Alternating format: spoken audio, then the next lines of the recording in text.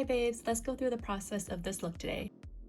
For prep, MAC's Hyper Real Serum is my choice for moisturizing and priming today, applying a generous amount and pressing it into my skin. Then applying Hyper Real Moisturizer on top. Press into the skin and make sure it's plumpy. Lips need more time to moisturize, so be sure to apply that in the beginning. Quickly drawing brows in, lining from the bottom and filling it at the tail. Eyes first, applying a coat of cosmetic paint. This serves as a primer that really grips onto designs like these that need a lot of pigment and blending. Applying this past my brows and inner corner of my eye since the design will take up more space. Then taking translucent powder to even the surface out. This makes it easier for blending. As I always do, I dot where the design is going so I know exactly where it is and to minimize any mistakes. After that, I begin mapping the curve out, and when it seems right, I deepen the lines. Making sure the other one is starting around the same height. The original creator had the curve begin right under her brow's arch. So dotting again and then just getting used to the motion of the curve so it feels more natural to my hand. Then I continue mapping and once again connect the dots.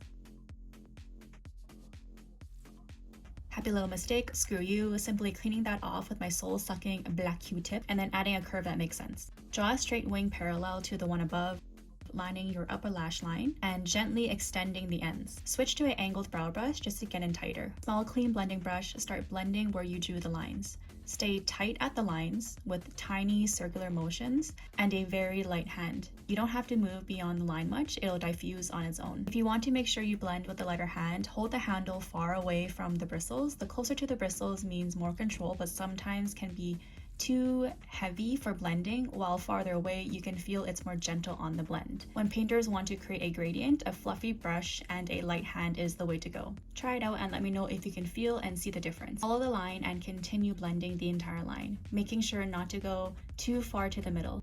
Don't worry if the lines lose its pigment or if you start getting pigment outside of the lines. We'll be cleaning it up and darkening the line. When the lines start to lose its depth, just go in with a lining brush and darken.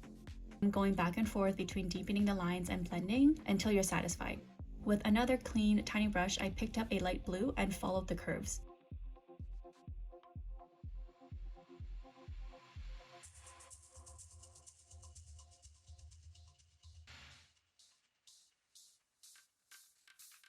Taking a clean shadow blending brush to blend towards the middle. Black Q-tip of death, clean it up. Thin brush, taking that cosmetic paint once again to clean up and refine the curves. You can also use a concealer. Go back in with the lining brush for the dark blue to deepen and refine the lines again. The line should be the darkest. Once you're done, remove any of the fallout and apply foundation. Using NYX Wonder Stick for contour, I love this thing, the shade is perfect and it blends really nicely.